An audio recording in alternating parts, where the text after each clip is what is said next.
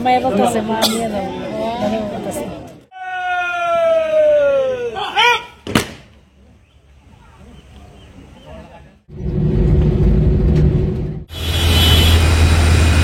শুভ সকাল বন্ধুরা, আমার নতুন একটা ভিডিওতে তোমাদের সবাইকে স্বাগত। এই প্রথম আমি ফ্যামিলি ছাড়া বন্ধুদের সাথে বেড়াতে যাচ্ছি ত্রিপুরা। আমাদের ফ্লাইট ছিল 9টা 45-এ। আমরা সমস্ত বন্ধুরা একটা জায়গায় মিট করেছিলাম, সেখান থেকেই মানে এয়ারপোর্টে একটা জায়গায় মিট করি, সেখান থেকে সবাই একসঙ্গে এয়ারপোর্টে ঢুকি এবং সমস্ত চেকিং হওয়ার পরে তারপরে আমরা এখানে বসি। আমাদের জোন ছিল 4 নম্বর জোন। কিন্তু দুঃখের বিষয় কি জানো, আমার পাওয়ার ব্যাংকটা এয়ারপোর্টে ফেলে আসতে হয়েছে। ব্যাংকটা ছিল লাগেজের মধ্যে। ওরা ফোন করেছিল কিন্তু টিকিটে ফোন নাম্বার দেওয়া ছিল ট্রাভেল এজেন্সির, যার জন্য পাইনি। ফ্লাইট ছাড়ার ঠিক 10 মিনিট আগে আমাকে ডেকেছে।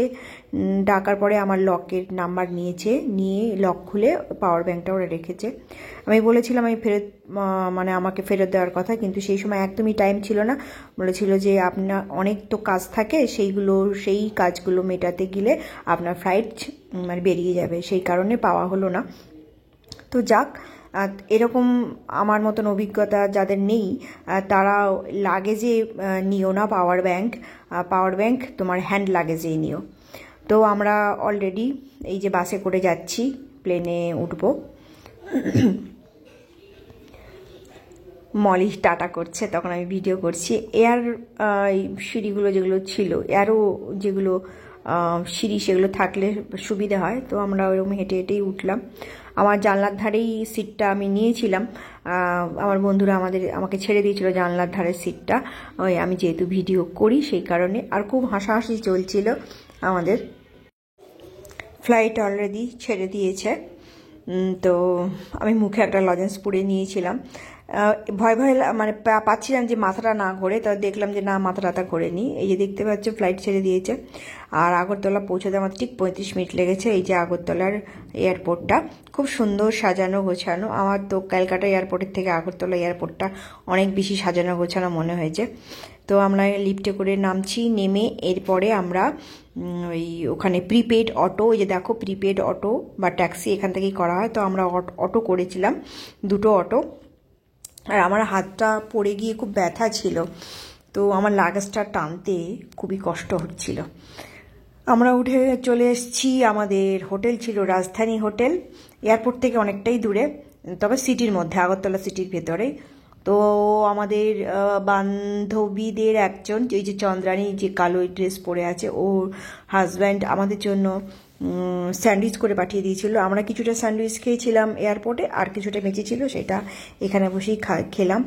তারপরে চান টান করে আমরা সময় মতো লাঞ্চের ঘরে চলে গিয়েছিলাম। এই যে এটা হচ্ছে যেখানটায় আমরা লাঞ্চ করতাম হোটেল রাজধানীর, সেই রুমটা মানে লাঞ্চের জায়গাটা এটা ছিল। আর এখানে ছিল আমাদের 2200 করে নিয়েছিল মানে আমাদের গ্রাউন্ড ফ্লোর ছিল, আর সঙ্গে কমপ্লিমেন্টারি ছিল তোমার ব্রেকফাস্টটা। খুব ভালো ব্রেকফাস্ট খেয়েছি আমরা। হোটেলটা খুবই সুন্দর ছিল হোটেল। এবারে আমরা এখানে কে কী নেব, কি খাবো, সেইগুলোই বলা হচ্ছে মেনু। আমরা বলে দিলে তারপরে কিছুক্ষণ বসতে হয়, 20 মিনিট মতো বসতে হয়, তারপর ওরা আমাদের খাবার সার্ভ করে দেয়।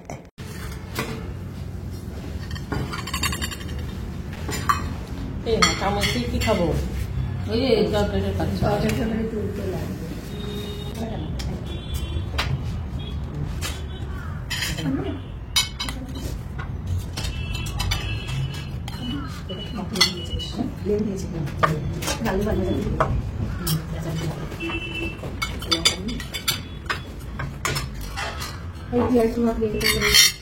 এখান থেকে নে।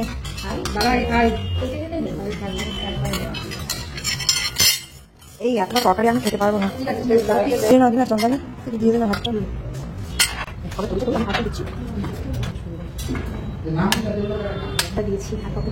এই দিয়ে গেছিস তুই?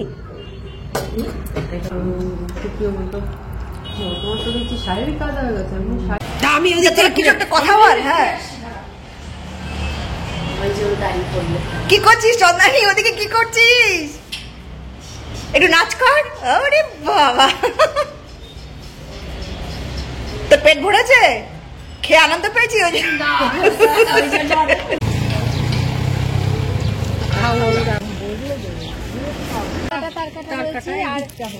রেল স্টেশন আছে। হ্যাঁ, ওয়াঘা রেল স্টেশন আছে। রেল স্টেশন আছে তোর, ওই যখন দেশ ভাগে বাংলাদেশ থেকে লোক আসছে, দিয়েছিস? এটা হচ্ছে বাংলাদেশ আর ইন্ডিয়ার বর্ডারের কাছে, এটা হচ্ছে আখওয়াড়া বর্ডার। তো সপ্তাহে 2 দিন এখানে মার্চ পাস্ট হয়, যেমন ওয়াঘা বর্ডারে যেমন রোজই হয়, এখানে আগে রোজ হতো কিন্তু এখন 2 দিন করে হয়।